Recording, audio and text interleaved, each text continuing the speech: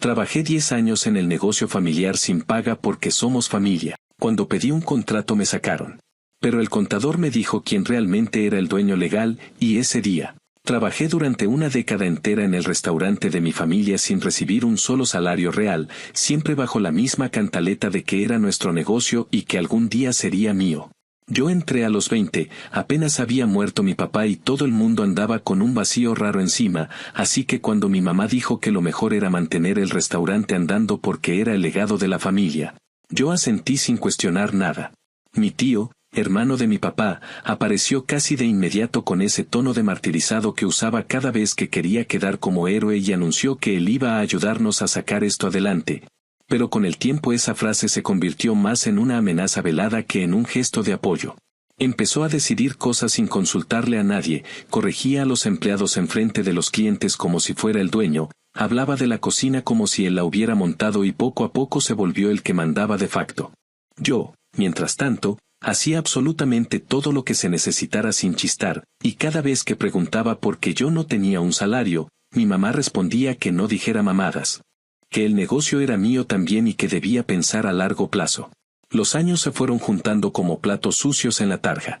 Yo hacía horarios, cubría turnos, limpiaba baños, afinaba proveedores, cargaba cajas, resolvía quejas, diseñaba promociones, reparaba fugas, lo que fuera. Había días en los que yo era el primero en llegar y el último en irme, pero cuando insinuaba que necesitaba prestaciones o al menos un cheque simbólico, mi tío soltaba algún comentario pasivo-agresivo sobre cómo en la familia nadie le cobra a la familia. Me daba coraje, pero tenía ese sentimiento pendejo de lealtad que uno arrastra cuando cree que se debe a los suyos. Hasta que un día, después de casi 10 años partiéndome la madre, me desperté con la sensación asquerosa de que estaba viviendo la vida que ellos querían y no la mía. Ya no dormía bien, ya ni siquiera sabía si quería estar en el restaurante, y sobre todo había dejado de creer en ese futuro prometido que mi mamá repetía como si fuera la única brújula en mi vida. Decidí hablar con ellos a principios de verano. Les dije que necesitaba formalizar mi posición, que quería un contrato, que necesitaba prestaciones mínimas y que si de verdad el restaurante iba a ser mío algún día, debía quedar asentado. Mi mamá se quedó muda mirando la mesa como si yo hubiera dicho una blasfemia, mientras mi tío se recargaba en la silla con una carcajada burlona. Me dijo que no dijera estupideces, que yo no era dueño de nada y que, si no me gustaba la manera en que trabajábamos, podía largarme sin hacer drama. Yo no esperaba un aplauso, pero tampoco esa humillación descarada. La mesa se volvió un espacio raro, como si todos hubiéramos dejado de fingir al mismo tiempo. Mi mamá apenas murmuró que no hacía falta ponerse así, pero ni siquiera me defendió. Yo sentí una rabia seca, de esas que te queman por dentro sin que puedas sacar ni una palabra. Me fui a mi casa furioso y con una mezcla de vergüenza y hartazgo que no sabía cómo digerir. No dormí bien y estuve horas dándole vueltas a cómo chingados había permitido que pasara tanto tiempo sin recibir nada por mi trabajo. A los pocos días, el contador que trabajó con mi papá desde siempre me llamó. Dijo que necesitaba verme porque había un asunto urgente relacionado con el restaurante. Fui pensando que quizá había algún pendiente de impuestos o alguna cuenta vieja, pero cuando me senté frente a él y abrió una carpeta llena de documentos, sentí que se me aflojaron las piernas. Me explicó que mi papá, antes de morir, había dejado la propiedad del restaurante a mi nombre por completo. No a mi mamá, no a mi tío, no a la familia entera. A mí. El negocio estaba formal y legalmente registrado a mi nombre desde que yo era mayor de edad, pero como nadie revisó esa estructura y mi familia simplemente siguió operando por inercia, yo pasé una década trabajando en un lugar que ya era mío sin siquiera saberlo. Me quedé en silencio mientras el contador me enseñaba los papeles. No sabía si reír, llorar, gritar o salir corriendo. Era una mezcla de alivio, de traición y de un encabronamiento tan profundo que apenas podía respirar. Él solo dijo que había sido una injusticia enorme y que, si yo quería recuperar lo que me correspondía, tenía que actuar antes de que alguien más intentara mover piezas. Cuando salí de ahí, el aire me supo a metal. Yo no quería venganza en ese momento, quería respuestas, quería saber por qué mi mamá me había negado algo que estaba escrito desde hacía tantos años. Pero mientras caminaba al carro, el enojo fue tomando forma distinta, más fría, más calculada. No era solo que me habían explotado durante 10 años. Era que lo habían hecho sabiéndolo. Y ese día entendí que no había vuelta atrás. Estaba a punto de desatar algo que ellos jamás imaginaron y que yo, por primera vez en mi vida, estaba completamente dispuesto a hacer. Actualización 1. Pasaron unos cuantos días después de enterarme de que el restaurante era legalmente mío cuando por fin me cayó encima el peso real de todo. No era una idea abstracta ni una posibilidad remota, era un hecho firmado, sellado y archivado desde hacía años, algo que yo había ignorado por pura confianza ciega en mi familia. Ese descubrimiento me quitó el sueño durante varias noches seguidas. Me quedaba despierto dándole vueltas a cada recuerdo, a cada gesto condescendiente de mi tío, a cada excusa de mi mamá, a cada ocasión en la que llegué agotado del restaurante sin recibir un centavo. Pero con el discurso repetido de que todo era parte del sacrificio. Me di cuenta de que no solo habían aprovechado mi trabajo, sino que habían permitido que yo viviera como empleado sin salario dentro de un negocio que me pertenecía desde antes de que yo siquiera supiera cómo funcionaba un contrato. Entre esos pensamientos y la rabia que iba creciendo con cada minuto que pasaba, decidí dejar de analizarlo todo como si fuera un mal sueño y hacer algo que realmente tuviera consecuencias. Fui a ver a un abogado recomendado por el mismo contador. Era un hombre que hablaba poco y escuchaba mucho, algo que agradecí porque yo llegué ahí con una mezcla de enojo y confusión que apenas podía ordenar. Le conté toda la historia desde el inicio, sin adornos ni pausas, como si necesitara vaciar un contenedor que llevaba años a punto de reventar. Él no reaccionó con sorpresa ni con lástima, solo me pidió los documentos y se puso a leerlos con atención. Mientras lo hacía, yo observaba su rostro intentando encontrar alguna señal de lo que vendría, pero era imposible. Parecía un hombre acostumbrado a recibir historias donde la gente se traiciona entre sí sin pestañear. Cuando terminó, dejó los papeles sobre su escritorio y me dijo que el caso no era complicado, sino delicado, porque había abuso, negligencia y hasta un tipo raro de apropiación indebida ejecutada por mi propia familia. No sabía si quería escuchar lo que siguió, pero él continuó explicándome que, como dueño legal, yo podría reclamar la posesión inmediata del restaurante, exigir auditorías completas, pedir compensaciones por uso no autorizado de mis bienes y hasta levantar cargos si demostraba que habían manejado el negocio de manera fraudulenta. Cuando mencionó lo de los cargos, sentí que la boca se me secaba. No porque no quisieran recibirlos, sino porque de pronto entendí la magnitud del terreno que estaba a punto de pisar. Aún así, había algo muy claro dentro de mí. Durante años acepté abusos disfrazados de tradición familiar y ya no estaba dispuesto a hacerlo. Por primera vez en mucho tiempo, tuve la certeza de que no iba a dar marcha atrás. El abogado redactó una notificación formal dirigida a mi mamá y a mi tío. El tono era directo, sin insultos ni adornos. Les informaba que yo, como propietario del restaurante, exigía la entrega inmediata del local, las llaves, los registros contables, las cuentas bancarias asociadas y cualquier documento relacionado con la operación del negocio. También les daba un plazo estricto para desalojar y les advertía que, si se negaban, se iniciarían las acciones legales correspondientes. Firmé la carta con una mezcla extraña de alivio y miedo, como si estuviera firmando al mismo tiempo un cierre y un comienzo. Después, el abogado la envió por correo certificado y también por correo electrónico para que no hubiera forma alguna de que dijeran que no la recibieron. Cuando mi mamá leyó la notificación, me llamó de inmediato. Su voz sonaba quebrada, como si estuviera hablando desde un lugar donde no terminaba de entender qué estaba pasando. Me preguntó por qué estaba haciendo eso, que si no podíamos hablarlo de otra manera, que si no estaba exagerando.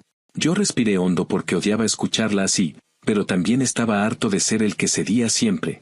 Le dije que no había nada que hablar porque todo lo que yo intenté resolver como adulto responsable ella lo ignoró, y que ahora las cosas se estaban haciendo como correspondía.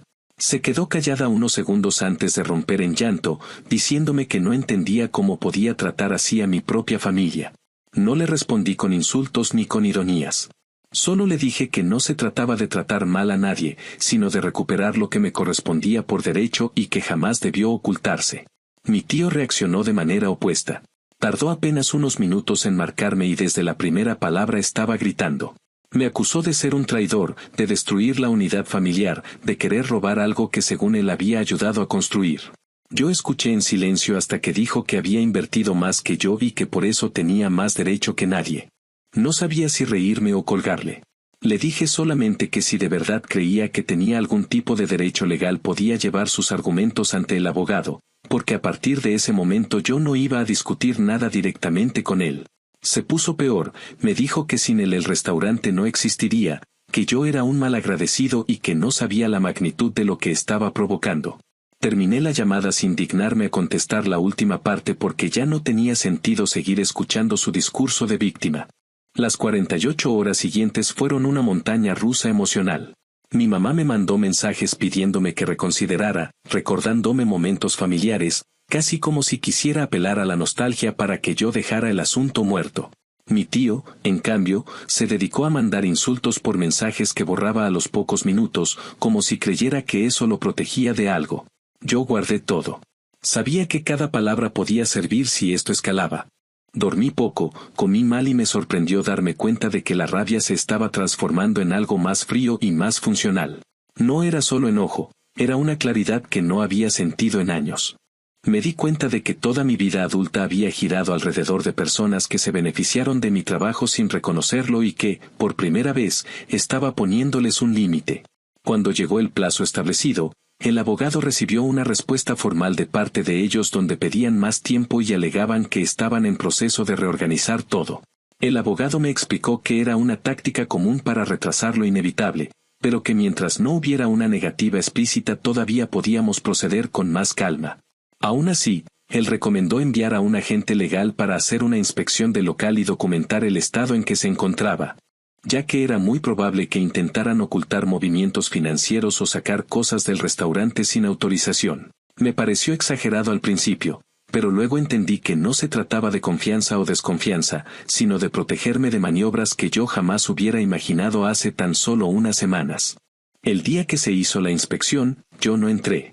Me quedé afuera, viendo la puerta del restaurante donde pasé prácticamente toda mi juventud trabajando, pensando en cada mañana que abrí las cortinas sin saber que estaba abriendo un negocio mío. Me sentía raro, como si estuviera vigilando algo que me pertenece pero que al mismo tiempo me tiene cicatrices. Cuando el encargado salió y me dio un reporte preliminar, supe que esto apenas empezaba. Había inconsistencias en los registros, faltaban facturas, existían cuentas espejo que yo jamás autoricé y movimientos de efectivo imposibles de justificar. Yo escuchaba todo con una calma que no reconocía en mí. Era como si por fin hubiera encontrado la voz que necesitaba y la certeza de que no iba a detenerme. Esa noche, mientras revisaba los correos que mi abogado me reenvió, tenía claro que esta situación ya no era solamente un conflicto familiar. Era una disputa legal por un negocio que nunca debió salir de mis manos y por un trato injusto que se extendió durante demasiado tiempo. Ya no me temblaban las manos como los primeros días. Ya no estaba confundido ni dudando. Por primera vez entendí que no estaba destruyendo nada, sino recuperando algo que desde el principio me pertenecía, aunque nadie tuvo la decencia de decírmelo. Y con esa claridad, supe que lo que venía a continuación iba a ser mucho más grande de lo que imaginé la primera vez que escuché a mi tío burlarse de mí por pedir un contrato. Actualización 2. Pasó un par de semanas desde la inspección inicial y, aunque pensé que nada podía sorprenderme a esas alturas, la situación logró dar varios giros que me hicieron entender con mucha más claridad lo que realmente habían estado haciendo mi tío y, en menor medida, mi mamá. Durante esos días no hubo ningún intento de conciliación, ninguna disculpa, ni un gesto medianamente decente de parte de ellos. Lo único que recibía eran mensajes indirectos, comentarios pasivo-agresivos a través de familiares que ni se habían tomado la molestia de hablar conmigo en años. Y rumores tan absurdos que parecían inventados por un niño que se quedó sin argumentos. Yo ya no reaccionaba con el enojo visceral de las primeras jornadas, ahora todo me llegaba como si fuera parte de un trámite burocrático que simplemente debía seguir hasta el final. El abogado, por su parte, avanzaba sin perder tiempo. Me explicó que mientras más se movieran mis familiares tratando de cubrir rastros, más fácil sería demostrar que había manipulación deliberada. Y vaya que se movieron. Una de las primeras señales claras de que las cosas se estaban desmoronando para ellos fue cuando descubrimos que mi tío había retirado cantidades de efectivo del restaurante de una manera completamente irregular. Al principio pensé que quizá eran retiros operativos aislados. Pero al revisar con más detalle vimos que coincidían con días en los que yo no estuve presente y con periodos en los que él había insistido en que yo no fuera al local porque, según sus palabras, estaba interfiriendo con la dinámica de trabajo. El abogado me pidió que me mantuviera tranquilo, que no confrontara directamente a nadie y que dejara todo en manos de las evidencias.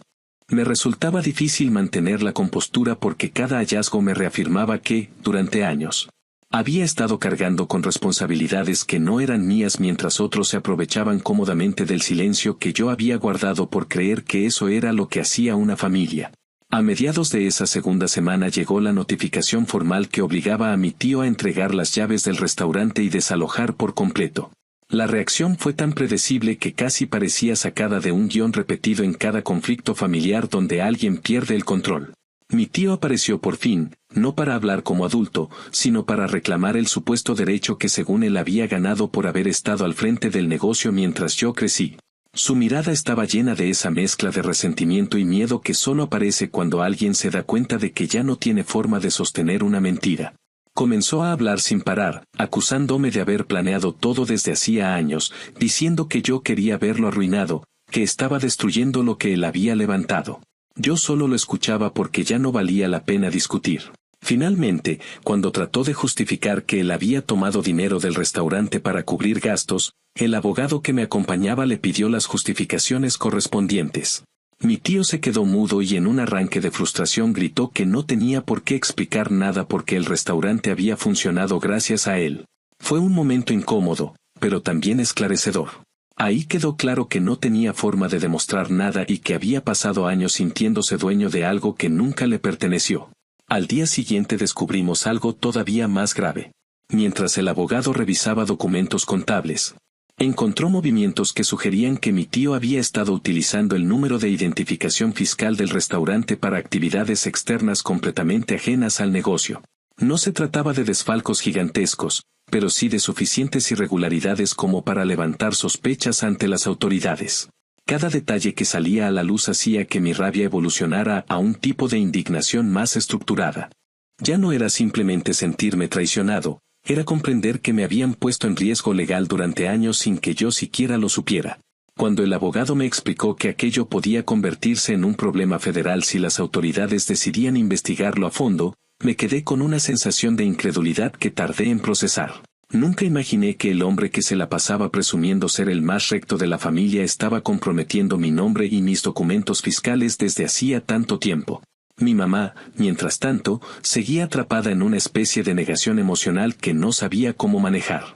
Me llamó varias veces para tratar de hablar con calma, pero cada conversación terminaba igual. Ella reconocía que las cosas se habían salido de control, pero aún así insistía en que no debía llevarlo tan lejos porque al final todos éramos familia. Me dijo que quizá podríamos repartir el negocio o darle un espacio a mi tío porque, según ella, había dedicado su vida al restaurante. Yo sentí un agotamiento profundo al escucharla porque la evidencia estaba ahí, clara, ordenada, contundente, pero ella no quería verla. Para ella era más fácil pensar que yo estaba exagerando que aceptar que su hermano había actuado con mala fe durante años.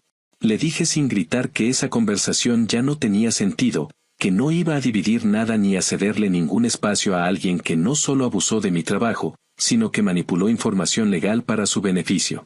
Mi mamá lloró, dijo que no entendía en qué me había convertido y colgó. Ese comentario me dolió más de lo que quería admitir, pero también me reafirmó que no podía frenar nada por miedo a decepcionarla. Una vez que mi tío quedó fuera del local, el restaurante parecía otro lugar. La primera vez que entré sin él ahí, sentí un silencio distinto, no del tipo incómodo, sino uno que dejaba espacio para respirar. Junto con un equipo recomendado por el abogado, revisamos cada rincón para documentar el estado del negocio. Había cosas fuera de lugar, equipos que necesitaban mantenimiento urgente, registros incompletos y un desorden administrativo que reflejaba perfectamente la manera improvisada y oportunista en la que mi tío había manejado todo. Si alguna vez consideré que quizá estaba exagerando, ese día desaparecieron mis dudas por completo. Durante años me habían hecho creer que yo no tenía derecho a pedir nada porque el restaurante no lo había construido yo, cuando en realidad lo que ellos estaban haciendo era sostener el negocio con mis horas, mi esfuerzo y mi silencio, mientras usaban cada espacio de poder que encontraban para beneficiarse ellos solos. Un momento particularmente duro fue cuando encontramos una carpeta escondida detrás de una caja de utensilios viejos, llena de facturas duplicadas y notas de venta que nunca se registraron formalmente. Algunos papeles estaban firmados por mi tío, otros no tenían firma alguna, como si hubieran intentado dejar la menor cantidad de rastros posibles. El abogado tomó fotos y guardó todo como evidencia. Yo me quedé ahí parado, mirando esos papeles, pensando en todas las veces que me hicieron sentir incompetente cuando preguntaba por las cuentas. Entendí que nunca quisieron que yo viera nada porque sabían que una vez que entendiera cómo funcionaba el negocio realmente, su pequeño reino improvisado se desmoronaría. Después de esa revisión exhaustiva, la decisión de reestructurar el restaurante fue inmediata. Pero antes de pensar en cambios o remodelaciones, tuve que enfrentar una realidad incómoda. Necesitaba aceptar que mi mamá, aunque no participara activamente en las irregularidades, había permitido que todo ocurriera sin cuestionar nada. Era más fácil para ella creer que el trabajo sin paga era un sacrificio familiar que admitir que su hermano se estaba aprovechando de mí. Esa idea me golpeó fuerte, pero también me permitió poner un límite emocional que hasta ese momento nunca me había atrevido a establecer. La lealtad no puede ser excusa para permitir abusos, ni siquiera cuando vienen de una madre o un hermano. Los días siguientes fueron una mezcla de avances legales y decisiones prácticas. Comencé a organizar el negocio como debió estar desde el principio. Consulté con profesionales, ajusté cuentas, cerré accesos antiguos, abrí nuevas líneas de operación y preparé una auditoría completa. No era una simple limpieza administrativa, era un proceso de recuperación casi quirúrgico de algo que había sido deformado durante años. A medida que avanzaba, me sentía más firme, más seguro y más consciente del desastre que habían dejado atrás. Cada paso que daba era una afirmación silenciosa de que ya no iba a permitir que nadie decidiera sobre mi trabajo ni sobre mi patrimonio sin mi consentimiento. Mientras todo eso sucedía, mi tío siguió enviando mensajes y dejando recados con terceros, culpándome de arruinar su vida y tratando de presentarse como una víctima. Yo ya no respondía. Él no entendía que lo único que había cambiado era que yo finalmente dejé de tolerar lo intolerable. El hombre que siempre había presumido ser el salvador de la familia ahora estaba enfrentándose a las consecuencias reales de sus actos y, en lugar de asumir su responsabilidad, prefería inventar historias donde yo era un traidor. Para mí, él ya no era un enemigo ni un obstáculo, solo era el recordatorio viviente de la vida que me negué a seguir llevando. Al cerrar esa segunda etapa del proceso, me di cuenta de que lo que estaba en juego ya no era solamente el restaurante, sino mi derecho a definir mi propio camino sin cargar con la culpa que otros querían imponerme. Por primera vez en muchos años, sentía una sensación extraña de libertad mezclada con un cansancio profundo, pero era un cansancio que tenía sentido, uno que venía de avanzar y no de soportar. Y aunque sabía que lo que venía en adelante iba a ser igual de complejo, también sabía que no iba a dar un paso atrás. Todo lo que había descubierto hasta ese momento solo reforzaba una verdad: recuperar lo que es mío no fue una decisión impulsiva, fue una necesidad que debía atender mucho antes. Actualización final. Pasaron algunos meses desde que tomé posesión del restaurante y aunque pensé que lo peor ya había quedado atrás, descubrí que el cierre emocional de todo esto no dependía solamente de expulsar a mi tío o reorganizar las cuentas, sino de enfrentar cada consecuencia silenciosa que se había quedado atrapada en los rincones de mi vida. Durante ese tiempo trabajé casi sin descanso en reconstruir el negocio desde cero, no porque estuviera completamente destruido, sino porque necesitaba borrar cualquier rastro de esa versión desordenada, desigual y abusiva en la que se había convertido bajo la administración improvisada de mi familia. Los primeros días fueron agotadores, pero también extrañamente liberadores, como si por fin estuviera viendo con mis propios ojos la dimensión real de lo que había permitido durante tanto tiempo sin cuestionarlo. Me dediqué a revisar contratos con proveedores, a elegir equipo nuevo, a renovar áreas clave y sobre todo a crear un sistema de trabajo transparente que no necesitara secretos ni manipulaciones para sostenerse. Una de las cosas que más me sorprendió fue la reacción de los empleados que habían estado ahí desde antes. Varios se acercaron con comentarios que al principio no supe cómo interpretar, diciendo que el ambiente se sentía distinto, que ya no había gritos innecesarios, que por fin podían trabajar sin sentir que cualquier error sería usado como excusa para un regaño exagerado. Me dijeron que mi tío solía humillar a la gente si algo salía mal, que hacía comentarios fuera de lugar y que incluso había intentado culpar a ciertos empleados de errores financieros que claramente venían de las decisiones que él mismo tomaba.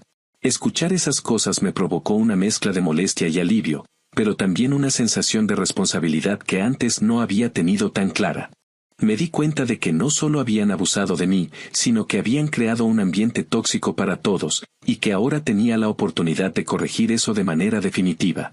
A medida que el restaurante iba tomando forma bajo mi dirección, los problemas familiares seguían apareciendo, aunque ya no con la fuerza emocional del principio. Mi mamá y yo dejamos de hablar por un buen tiempo. No era un silencio explosivo ni lleno de insultos, sino ese tipo de distancia que deja claro que ambas partes están tratando de entender qué posición ocupar a partir de ahora. Cuando finalmente me llamó, lo hizo con un tono contenido, como si tuviera miedo de decir lo incorrecto. Me dijo que quería verme, que necesitábamos hablar porque todo se había vuelto demasiado frío. Acepté la reunión, más que nada porque necesitaba escuchar de su propia boca las razones que nunca entendí. Nos encontramos en su casa y la conversación fue larga, llena de interrupciones y pausas tensas. Me dijo que nunca imaginó que mi tío fuera capaz de ese nivel de manipulación, que ella confió en él porque pensó que estaba ayudando y que nunca creyó que yo necesitara algo tan simple como un salario porque, en sus palabras, yo siempre había sido fuerte. Me costó trabajo no reaccionar con sarcasmo o enojo, porque durante años confundieron mi silencio con fortaleza y mi obediencia con madurez, cuando en realidad me estaba desgastando para cumplir expectativas que no eran mías.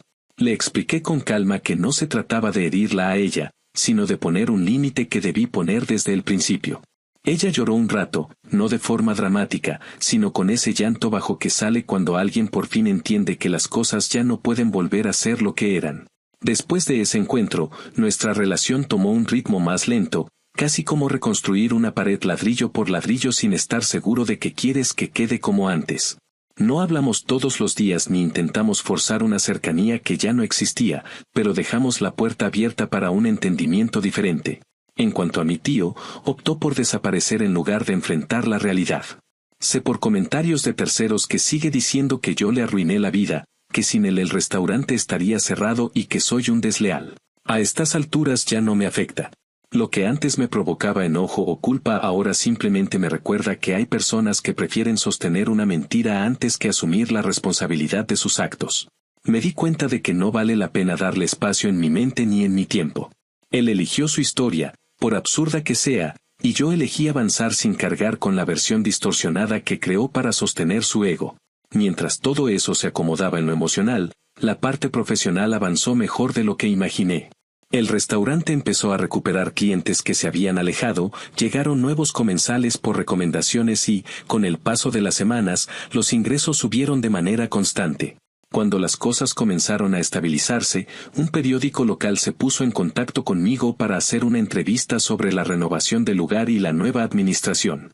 Al principio dudé porque no quería involucrar públicamente el desastre familiar, pero acepté siempre y cuando la historia se centrara en el crecimiento del restaurante y no en el drama interno. La entrevista salió limpia, respetuosa y con un enfoque positivo que jamás hubiera imaginado meses atrás.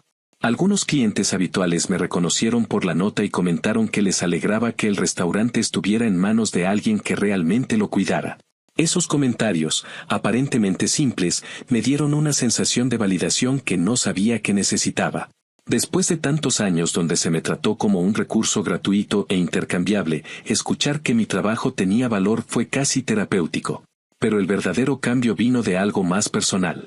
Después de estabilizar el negocio, retomé la carrera universitaria que había abandonado hace años. No fue una decisión impulsiva ni una forma de escapar, sino la conclusión lógica de reconocer que mi vida ya no estaba atada a sacrificios impuestos por otros.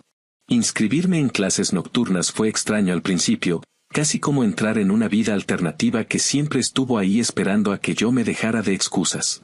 Durante las primeras semanas me sentía viejo comparado con el resto, pero rápidamente olvidé esa sensación y me concentré en construir esa parte de mi vida que había dejado en pausa durante tanto tiempo.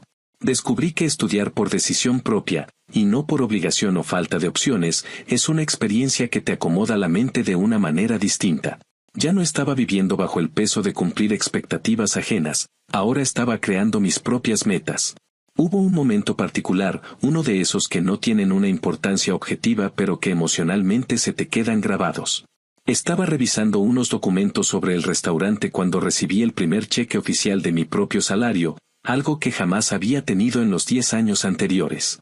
Me quedé mirándolo durante varios minutos sin moverme porque, en cierto modo, ese papel representaba el cierre simbólico de todo lo que había vivido. Por fin estaba recibiendo un pago real por mi trabajo, sin favores, sin condiciones, sin manipulaciones disfrazadas de cariño familiar. Fue un momento simple, pero significativo, que me recordó por qué todo este proceso había valido la pena. A medida que los meses avanzaron, el restaurante siguió creciendo, mi vida tomó una forma que nunca había tenido y la familia, aunque fracturada, encontró una manera menos dolorosa de coexistir. No recuperé la relación con mi tío, ni lo quiero hacer, pero con mi mamá al menos hay un espacio donde podemos conversar sin cargar cada palabra con culpa o resentimiento.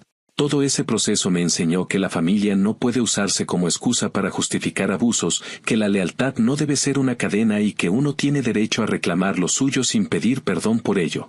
Durante años pensé que ser parte de mi familia implicaba sacrificarme sin límite, aguantar sin protestar y aceptar cualquier cosa para mantener una ilusión de unidad. Ahora entiendo que la verdadera unidad no necesita víctimas.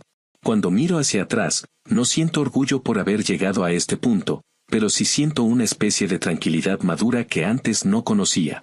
Recuperé el negocio, recuperé mi rumbo y, sobre todo, recuperé mi voz.